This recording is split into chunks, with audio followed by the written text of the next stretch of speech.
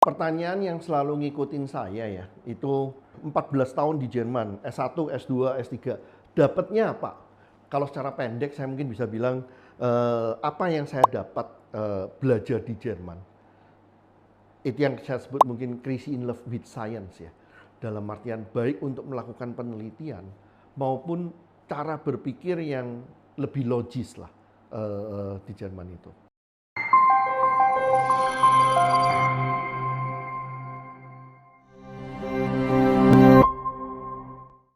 Ya, teman-teman, mungkin yang baru pertama kali nonton video kita di Insight Web Academy dengan Hura, saya psikolog S1, S2, S3 di Jerman, sempat 14 tahun, kerja juga beberapa tahun sebagai konsultan, lanjut dengan 10 tahun sebagai profesor di China, sejak 2014 kembali ke Indonesia. Nah, sekarang saya mau sedikit sharing nih, buat teman-teman mungkin yang pengen tahu sih, di Jerman itu kalau kuliah seperti apa. Kemudian kenapa kok Jerman itu yang dibilang made in Germany, kan terkenalnya dengan inovasi-inovasi yang berdasarkan penelitian.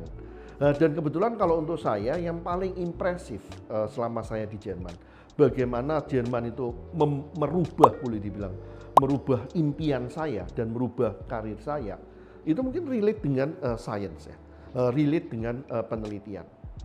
Waktu saya ke Jerman, kita bicara tamat SMA, setahun kemudian saya ke Jerman, saya nggak pernah kebayang lah bahwa suatu hari saya akan menjadi profesor di salah satu top university di China dan mengajar di mana-mana. Nggak kebayang. Waktu itu sih idenya cukup simpel. Orang tua saya jual kerajinan, kita ekspor ke Jerman. Jerman salah satu customer terpenting kita. Ya Hura, kamu kuliah di sana, coba-coba cari-cari jalan supaya kita jualan bisa lebih banyak. Kurang lebih seperti itu. Syukur-syukur bawa gelar pulang ya di dalamnya. Tapi dalam perjalanan, ini yang saya rasa bagaimana saya beruntung kuliah di Jerman. Jerman itu kan ada yang dibilang Humboldt filosofi ya, uang dengan dua sisi, pengajaran dan penelitian. Jadi adanya penelitian nih penekanan saya, karena universitas mengajarkan semua negara ya, tapi kalau di Jerman kan pengajaran dan penelitian jadi satu. Kemudian yang kedua adalah academic freedom. Academic freedom ini kalau di psikologi mungkin agak ekstrim ya. Kalau di kita itu ujiannya, semua mata kuliah itu boleh dibilang mundliche Prüfung ya. Dalam artian ujiannya itu diskusi dengan si profesor selama 20 menit. Nah itu kalau buat orang Indonesia atau misal buat teman-teman kebayang 20 menit one to one, oke, dengan ada satu profesor lagi di samping sebagai saksinya, diskusi tentang suatu tema yang kita boleh pilih sendiri nih. Buat orang Indonesia atau banyak orang Indonesia mungkin itu nightmare ya. Tapi kalau buat saya itu kelebihannya loh. Yang dibilang academic freedom itu kan kita punya suatu kebebasan belajar sampai dengan kebebasan untuk memilih tema ujiannya. Dan itu untuk saya mungkin salah satu yang menjadi bekal saya menjadi konsultan sekarang ini ya. Kita dengan cepat bisa nyari tema, kemudian build argumentasi, mencari resources, kemudian nanti kan ketemu dengan klien atau ketemu dengan profesor untuk memberikan suatu argumentasi terhadap ide kita terhadap suatu topik, itu kan agak-agak mirip ya. Dan itu udah dilatih mulai dari S1, S2, bahkan di S3.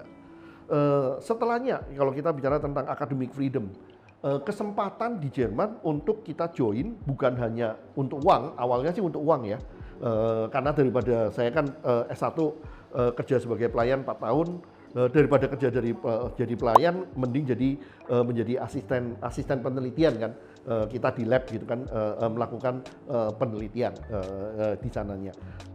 Proses penelitian itu yang membuat saya menjadi tertarik loh.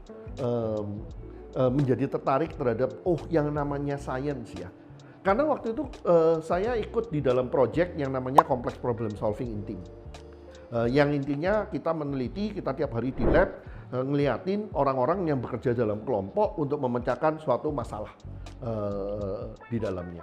Yang dalam konteksnya ini yang ditemukan oleh profesor saya waktu itu adalah kurang lebih cara kerja yang sistematik. Kalau mau memecahkan suatu masalah itu perlu ada suatu diskusi di awal, membuat suatu perencanaan di awal, analisa yang mendalam. Kelompok yang banyak melakukan analisa di awal, melakukan perencanaan yang bagus, itu adalah kelompok yang paling optimal.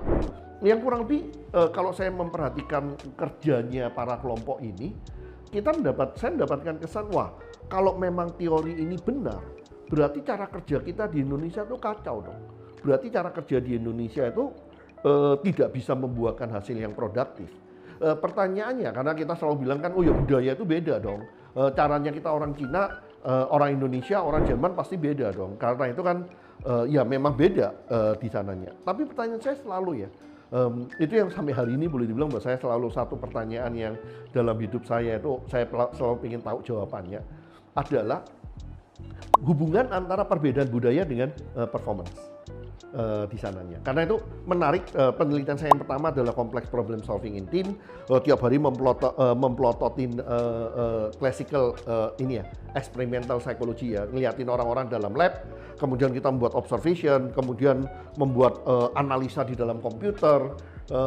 Saya sempat ngerasain juga kayak bagaimana memakai kayak mini frame ya kalau nggak salah waktu itu, komputer-komputer yang canggih lah untuk membuat analisa-analisa terhadap behavior orang ya di dalamnya.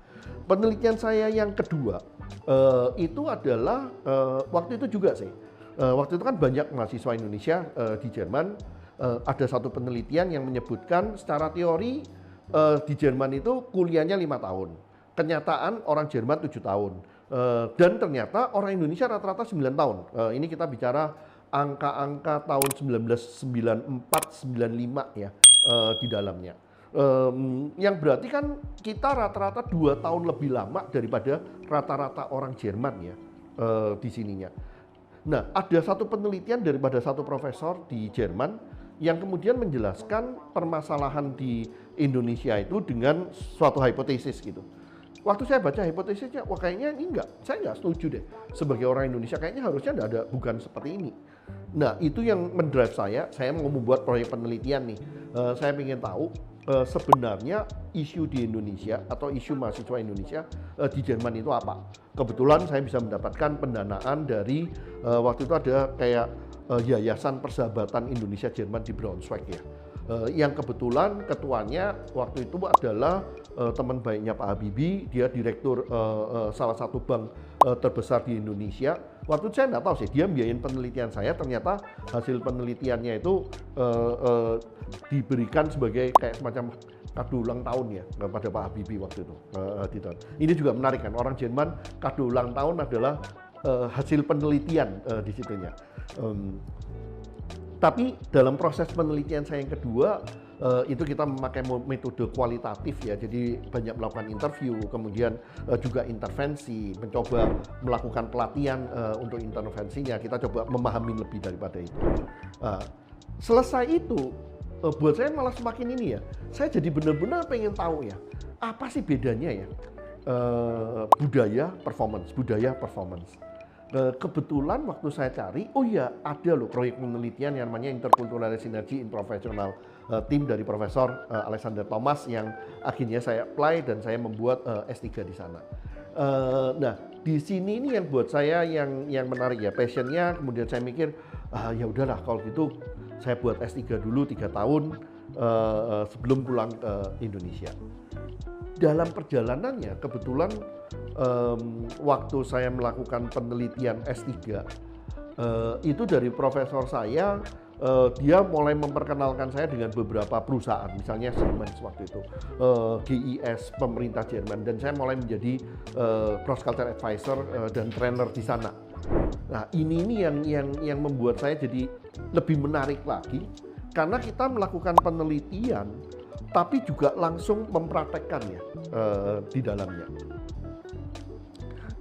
Pendeknya aja, sewaktu saya melakukan S3 di sana, kalau nggak salah sih angkatan saya itu ada 11 mahasiswa PhD yang berbareng. Kalau saya nggak salah ingat itu mungkin dari 11 itu hanya 6 yang akhirnya lolos. Dan hanya 2 yang lulus on time. Dalam artian on time itu beasiswa kita 2,5 tahun dan dia lulus 2,5 tahun. Saya salah satu dari 2 ini yang bisa lulus on time.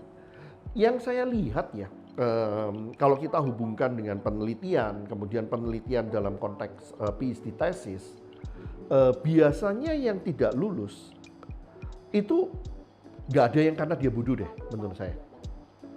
Pertanyaannya biasanya lebih kepada kamu passion nggak, ada passion nggak terhadap penelitian yang kamu lakukan. Kalau di Jerman itu kan budaya standarnya dan dibilang internalized control mechanism-nya. Kamu harus ada punya passion di dalamnya untuk tidak cepat-cepat give up. Ini satu hal. Tapi kamu juga harus punya kayak semacam suatu keterbukaan bahwa penelitian itu ada satu titik yang kamu harus berhenti dan tesisnya itu harus disubmit atau data harus dikumpulkan dan kesimpulan harus dibuat gitu. Orang Jerman terkadang masalahnya, kalau orang Jerman biasanya masalahnya bukan karena mereka tidak punya tertarik atau tidak punya passion terhadap penelitiannya ya. Kalau yang ini kadang-kadang orang asing ya. Orang asing kita datang ke Jerman, kita maunya dapat S3, temanya terserah, kita nggak terlalu tertarik dengan temanya dan berhenti di tengah. Kalau orang Jerman seringnya adalah mereka terlalu passion yang akhirnya itu tidak bisa membuat kompromi sehingga tesisnya nggak selesai juga. Atau terkadang saya melihat ada orang-orang asing juga termasuk orang Indonesia yang nanti permasalahannya juga gitu deh. Jadi nggak selesainya karena ubek-ubek di sana sih. Ini tantangannya. Yang menarik di sini karena saya sempat ada 4 proyek penelitian yang saya kerja selama saya di Jerman. Kemudian setelah saya menjadi profesor di China, masih ada lagi beberapa proyek penelitian yang saya lakukan bareng-bareng dengan teman-teman Jerman ya. Yang menarik di Jerman itu adanya suatu trust ya terhadap peneliti, terutama bagaimana kita mengelola budget di dalamnya. Ada suatu trust di sananya. Yang kedua juga kombinasi antara kontribusi di dasar daripada pendekatan ilmiah itu sendiri itu dipentingkan, tapi juga dipentingkan juga kira-kira ide penerapannya itu ke arah mana. Walaupun dalam konteks penerapan itu agak berbeda dengan pengalaman saya kalau kita bekerja sama dengan misalnya pemberi dana dari China, pemberi dana dari Singapura, yang mereka kalau Singapura sih dia menekankan sekali penerapannya. Dan isu trust mungkin tidak sebesar kayak di Jerman kalau kamu udah kita kasih dana penelitian di sananya.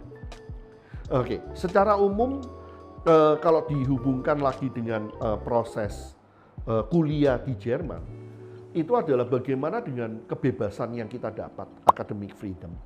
Itu kita diberi kesempatan untuk menemukan passion kita ya. Dan kalau kita bisa menemukan passionnya, itu merubah kita. Saya yang dulunya ke Jerman rencananya mau berbisnis, kemudian balik ke Indonesia untuk berbisnis, ujung-ujungnya sekarang akhirnya sempat 10 tahun menjadi profesor di salah satu top university yang kalau di Asia itu saat ini kan kita top 10 ya, di dunia kita top 50. Itu karena Jerman nih, karena kebetulan di sana kebetulan diberi suatu kebebasan boleh memilih dan menemukan passionnya. Semoga membantu untuk lebih mengerti Jerman dan lebih mengerti bagaimana Jerman membentuk seseorang dan membantu kita menemukan apa yang kita mau.